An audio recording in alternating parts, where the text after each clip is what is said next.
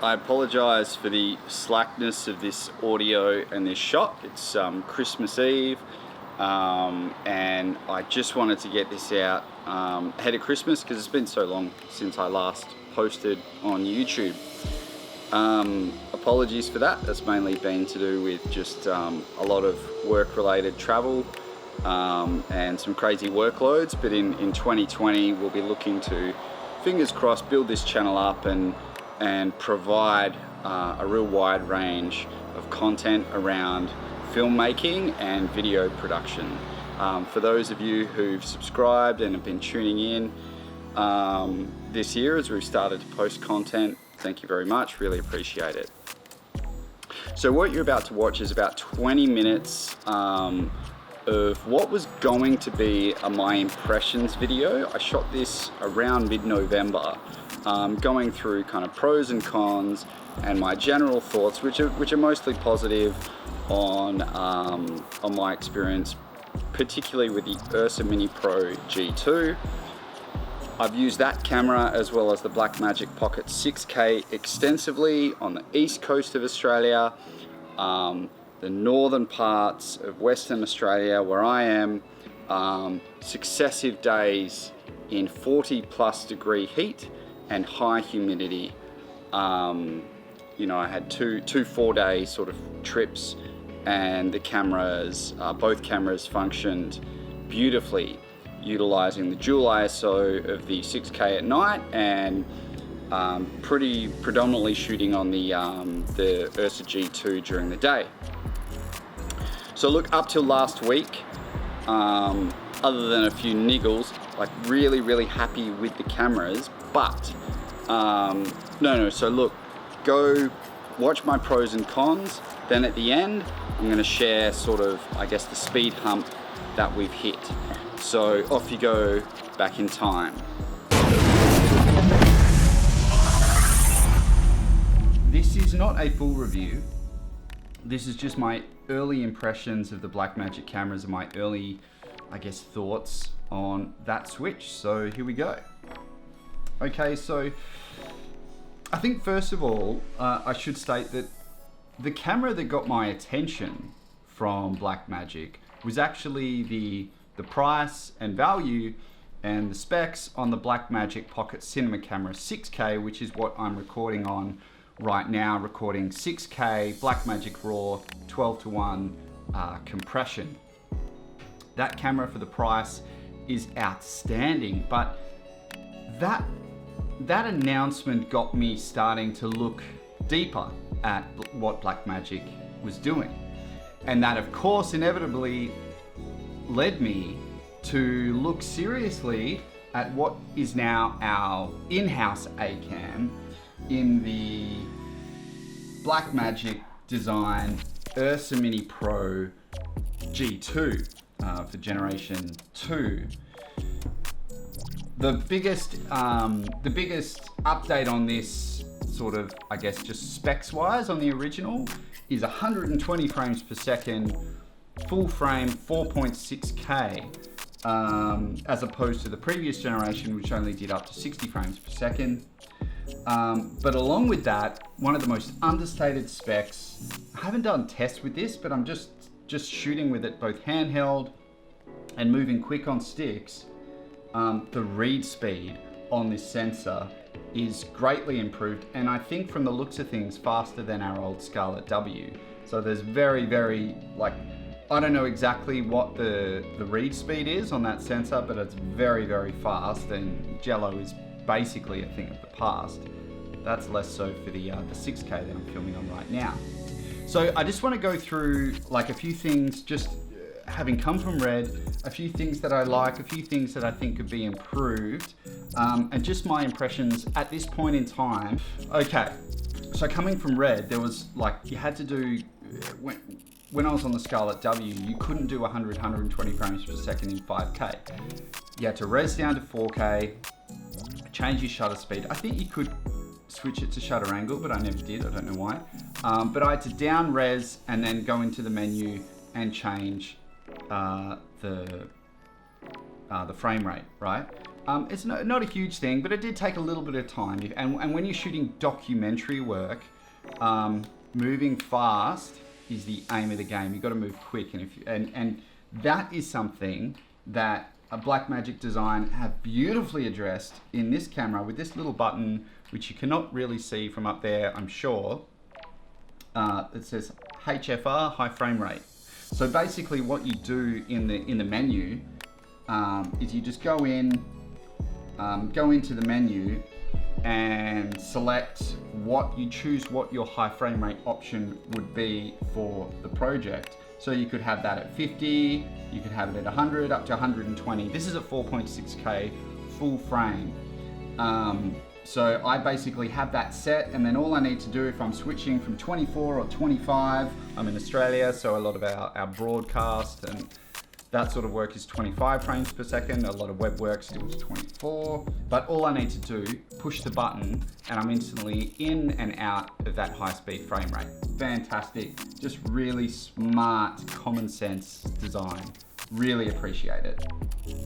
A couple of the little design things that I'm not a huge fan of is this doesn't turn this screen. Which isn't huge, it's not super high res, it's fine to get a shot in a pinch, and you can double tap the screen and punch in and move that around, and that's really good. But it would be great if that turned all the way around to the front. I'm not sure why it can't do that. It'd just be a handy thing if you're ever doing like a self-interview, or maybe you're shooting a corporate video, you're on your own, you're moving quick, you don't want to have another monitor, and maybe you're sitting in and you want to turn this and just check the shot. You can't really do that. The other thing is just this position here of the iris wheel, or I've got it set to iris, you can have it on headphone or monitor. I just find just with where the screen is, like when I'm using manual glass, it's fine, because obviously I'm adjusting the iris on the lens, but sometimes like the screen is sort of in the way of that, and so you've got to then move the screen and get in there. So it's not a huge thing, but I feel like that positioning could maybe be improved a little bit.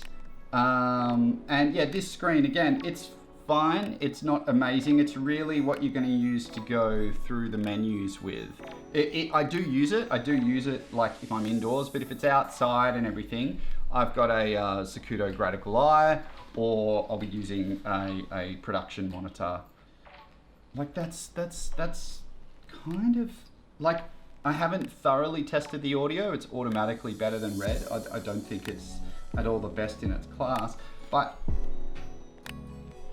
at this stage, that's kind of my main gripes with it, and that's very minor. Oh, the only other thing is, and this is an optional accessory, and I just installed it like yesterday, is the handle, which used to come. I've got it up here so I could put it down. Obviously, it's normally down here, but that's got a focus button, or like iris button, and record, start, stop, which is the main reason I got that, because I had this guy, which I keep reaching for one, so I'm gonna actually put that on there so that I do have a handle on there.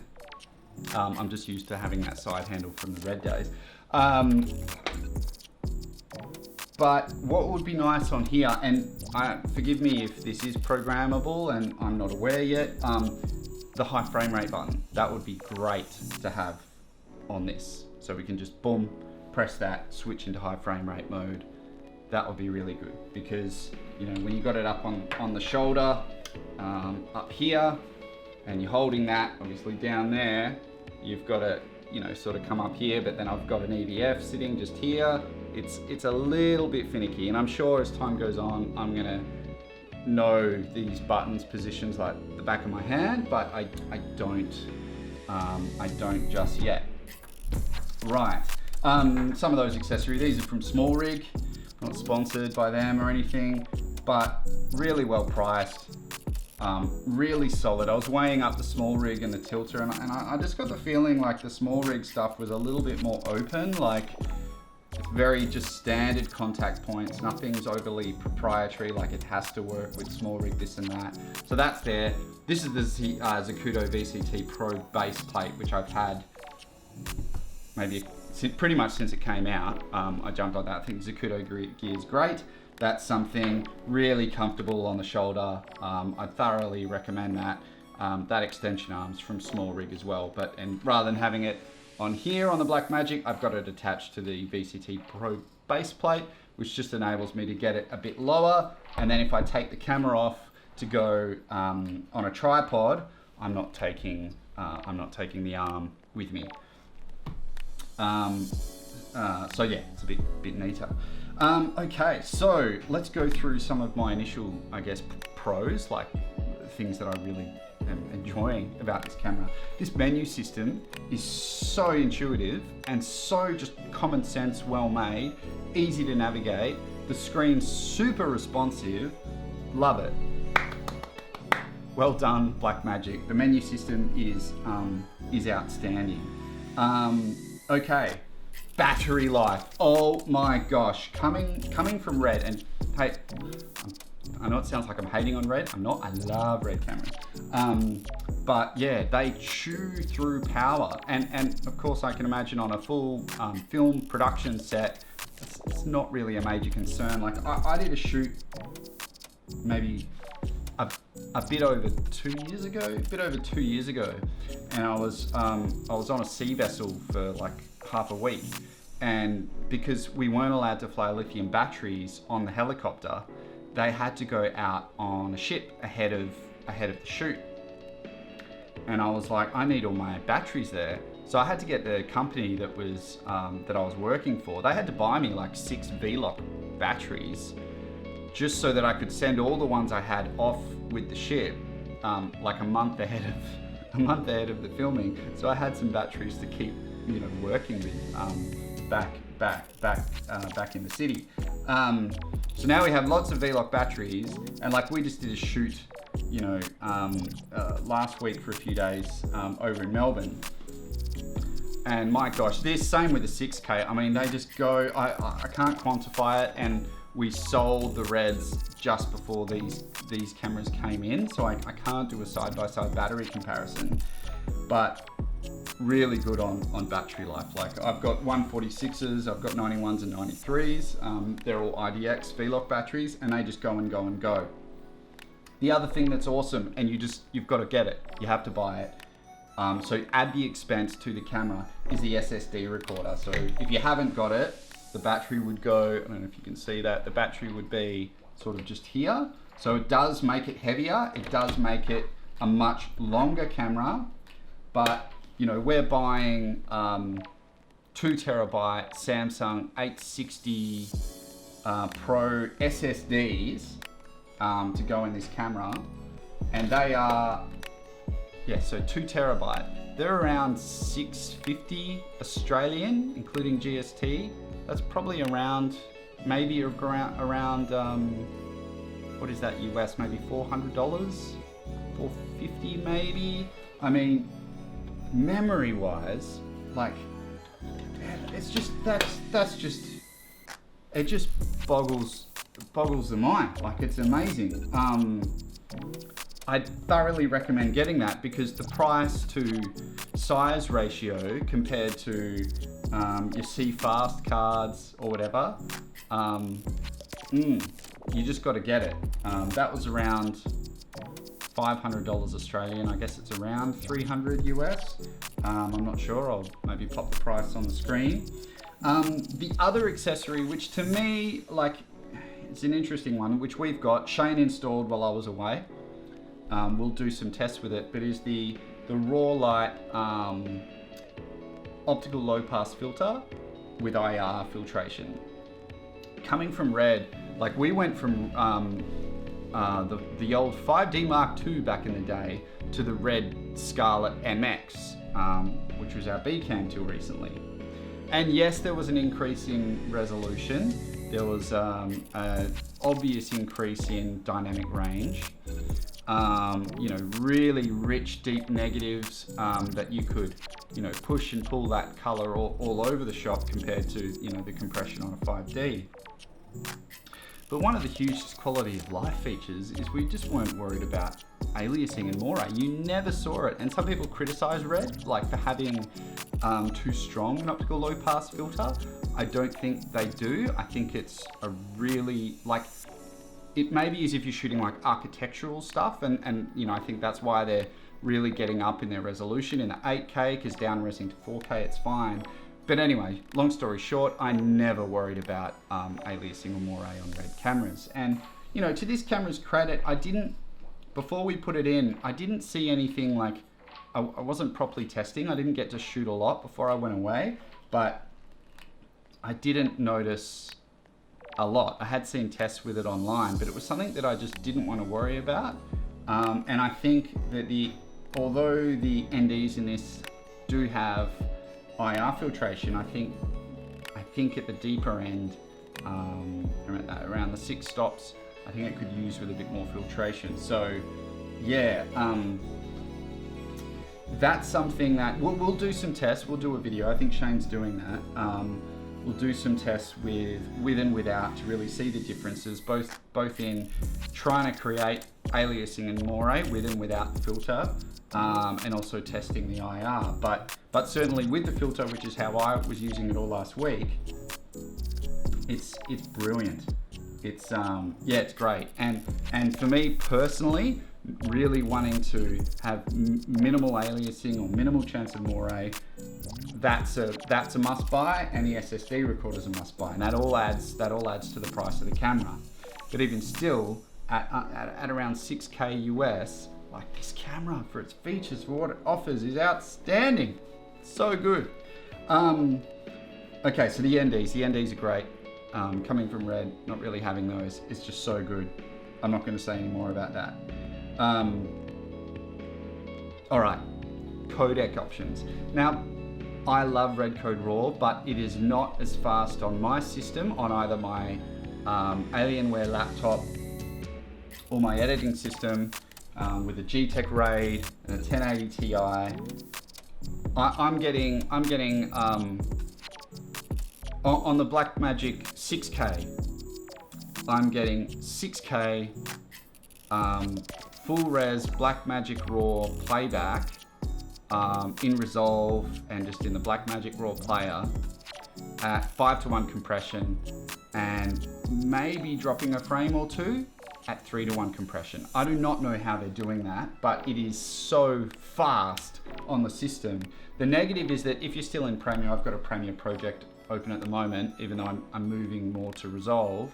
I've still got some legacy projects, a short film which is there at the moment, which will finish by the end of the year, and some documentary projects are still in Premiere. And I haven't used it since the new 1.5.2 Blackmagic Raw update, but I know Shane was having issues with version 1.5.1. In Resolve, I'm not having any issues, but from memory, 8:1 on the Samsung 860 Pro drives, 8:1, it can handle that just fine. That was one thing I liked on the Red, is it knew when it couldn't handle that certain level of compression or data rate, and it sort of grayed out that option. So when you went to 4K 120 FPS, the max, the lowest compression would be like 10:1 or 11:1, and it would just cut everything out below that, if that makes sense. With this, it might record for a bit and then just cut off. So that's a little feature that could be really good to put in. But yeah, codec options are great. I think the only sort of main common feature that people are looking for now that this camera maybe lacks is probably autofocus. Like, it sort of has an autofocus thing. It doesn't really. It's not something that I use at all. I'm not a huge autofocus person, but I would love the option for like shooting videos like this, you know, sort of YouTube-y stuff. And I think it absolutely has its use, and that's why in the past I've hired, you know, along with shooting on a Red, a C200 to put on a gimbal, so I can just move around and use the face tracking. So, you know, that would be a feature that I would love to see Blackmagic integrate more into the future. I can imagine that being a real tricky thing for them, in that I think that's a feature that's evolved from the stills world from Canon, from Sony, from Panasonic, and all these companies that make Fuji as well, that make stills cameras. Whereas Blackmagic's not really from that world, so I don't know if they need to acquire or license technology from someone to do that. I'm not sure. It would be a good feature to have. What else would I love? I would love it if they release a full frame option, a full frame 6K or 8K. 6K would be perfectly fine. A full frame version of the Ursa Mini Pro G2, maybe that could be the G3, I don't know, that would be fantastic. It's great that I've just got an EF mount on there at the moment. We'll get the PL mount so we can hire PL lenses. We've got to do that soon. But yeah, we've got a bunch of commercial and mini doc work lined up over summer, so we'll really use that time to rigorously sort of work out the kinks and test our workflows and what we love and how far we can push both this camera and the Blackmagic Pocket Cinema Camera 6K, which I'm shooting on right now. That's with a Takina 11-16. I apologize if the sound here isn't amazing. I've just got the an old Rode Video Mic Pro on there at the moment. I don't think there's anything else I want to cover, other than to say, like, am I missing the red cameras, the red image? I love the Dragon image, outstanding camera. This and the 6K, I think better in low light and more flexible all-rounder cameras. You could shoot a movie, broadcast kind of TV with this, documentary. It really is much more of an all-round camera. Also, you couple with that the lower cost of media, bigger media sizes, longer battery life, really responsive, simple menu system. I'm really happy with this camera, and I'm really happy with the images it's producing. And now we're back. So what's actually unfortunately happened is, so I was on the day one of a 2-day commercial and mini doc shoot. So we're shooting 3 15-second commercials and one sort of 2 to 3, 4 minute, that's a bit flexible, mini doc within the one shoot for a big agency and a relatively large national client. I was shooting, we started the day, I had about an hour in the schedule to just get B-roll of one of our, they're all real people, but one of our on-screen talent in their workplace. And I had the G2 on my shoulder, had a monitor going to the client, everything was working fine, worked beautifully. Then we switched locations to get some of the more setup shots that Shane was shooting for the actual commercials. And the camera just wouldn't switch on. We had our AC, Andy and Shane, trying a lot of different things. They tried plugging it in directly into power. It felt like when you turned the on switch on, like you could hear the faintest sort of click or something, but nothing was powering up. Let's wait for that truck.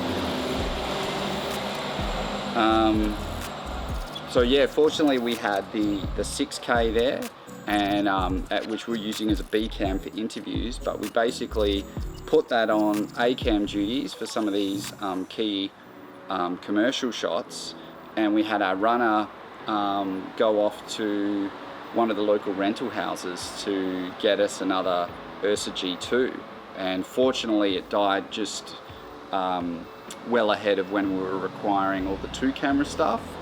But yeah, after 2 days and the $600 Australian it cost to hire that, it was, I think, just shy, 1 day shy of having the camera for 3 months. and it stopped working on us. So it's Christmas Eve today. I just because it's been work, just got it back in. I bought it from a local retailer, and I have 2 years warranty on it, which is fantastic. But yeah, look, I had my Scarlett MX, which I bought used, nearly 6 years. Never died. Scarlett W had some firmware niggles when one of the firmwares caused it to shut down randomly occasionally. That was fixed with a firmware update though. That was quite quick. That was just for a period of weeks. Never just stopped working. So in terms of switching from red, and I'll keep saying it, I love red cameras. I love the drawbacks for us are not drawbacks if you're just shooting narrative work and music videos on a crew, on a set with a populated crew. Like in that environment, in that professional environment, which is what they are made for, it's not an issue. So yeah, I guess it's got me thinking though now, you know, because, and I was chatting to Mike, one of the guys at one of the local rental houses that we use all the time. We were just saying sort of, you know, these cameras are great, like the colors are great, the specs are great, the images are great, they're quite good to use. But yeah, they'd heard of a few sort of going down. The other rental house, because they didn't have a G2 where we got another one from. I wasn't there, the runner went to get it, but they had a lot of questions to ask. Because they were like, oh, this has happened to us, you know, this has happened to us a lot. Or that had happened to them with a few models apparently. So yeah, they wanted to really know how it had happened and everything, just because they've had similar things happen. So yeah, I guess I find myself, I'm looking at the price, the quality, like the image quality, the physical build quality, like everything feels pretty good. But yeah, I guess it does make you go, are we missing out on something to get it at this very aggressive price? Is that quality control? I don't know. Look, if this camera goes in and I get it back and I don't get any more issues like this, you know, no worries. I'll just put it down to a dodgy something. You know, you hear of a similar thing happening even with high-end cameras, perhaps a lot more rarely, but you do hear of things happening. So very disappointing. Very disappointing. 3 months. You know, I've had a 5D which got used constantly. Original Sony A7S used constantly. Fuji X-T3 used a lot for the last year. Red Scarlett W, Red Scarlett MX. Those cameras, either I still have them, or the Reds which I've sold, still working beautifully when I sold them. So yeah, we'll see. So hopefully this is like an aberration and it never happens again. I guess the obvious question to ask is, am I regretting switching, having had this happen on a professional shoot? And it's a really valid question.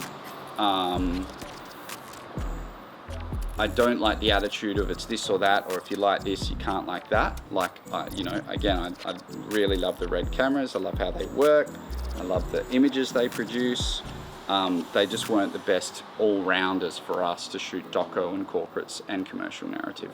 And these cameras just made the most sense. So up to it breaking, been really, really happy with the cameras, with the quality of the images and also the quality of live features, you know, the onboard audio, you know, having Soundos, just put a links on and getting that audio straight in and not having to sync that later.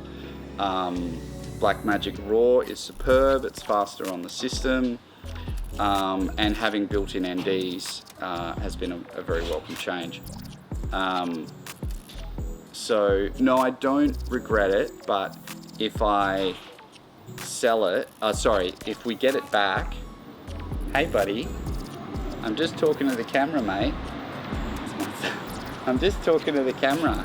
Can I just have 2 minutes? You can stay right there and watch me if you want. I'll just be 2 minutes, okay? Yeah, because of it's basically made my life easier. And I recently had this corporate doco shoot where I was doing a lot of night shooting, and having the Blackmagic Pocket 6K for the high ISO stuff, having the Ursa for all the during the day stuff, and the ND filters and the onboard audio was a really great combo. So no, I don't regret it, but I am kind of pretty bummed out by it. When they're working, they're fantastic. If this happens again, yeah, I don't know. I'd be very, very frustrated.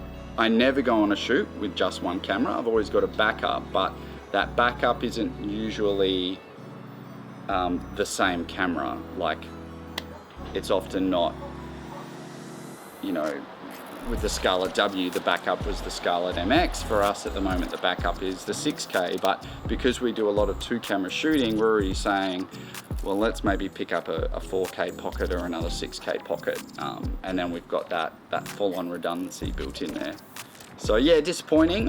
Because I guess I've talked a lot about this change, I wanted to be very open and honest about that development. And look, it's Christmas Eve.